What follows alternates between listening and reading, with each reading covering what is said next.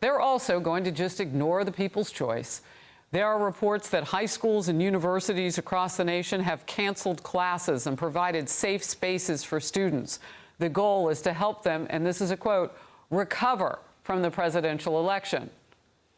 Well, this prompted a wave of criticism that these schools aren't preparing students for the real world. Georgetown University reportedly invited students to a self-care suite on Wednesday to recover from the stress of the 2024 presidential election.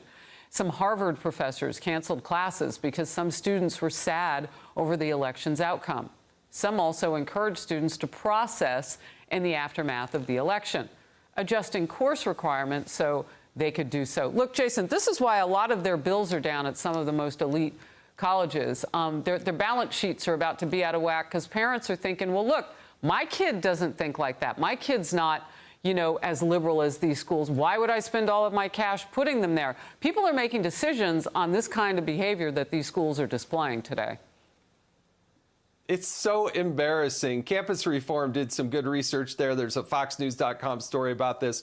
I mean, they were bringing in therapy goats. They were offering these kids so they could assemble Legos to distract them from the grieving that they were having to go through. Grow up. You're an adult.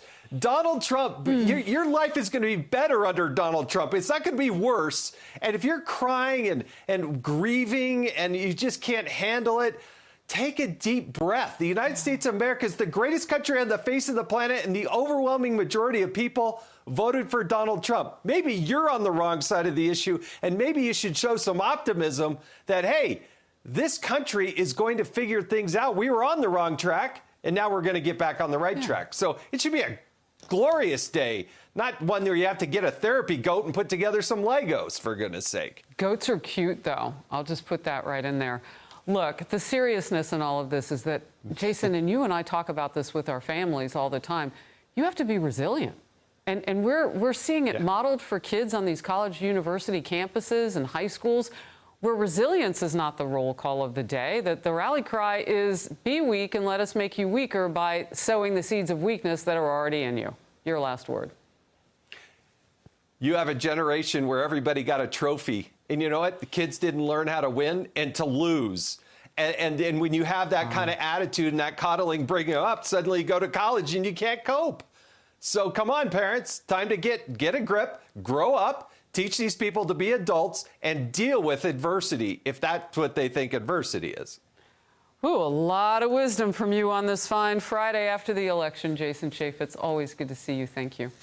Hey everyone, I'm Emily Campagno. Catch me and my co-hosts Harris Faulkner and Kaylee McEnany on Outnumbered every weekday at 12 p.m. Eastern, or set your DVR. Also, don't forget to subscribe to the Fox News YouTube page for daily highlights.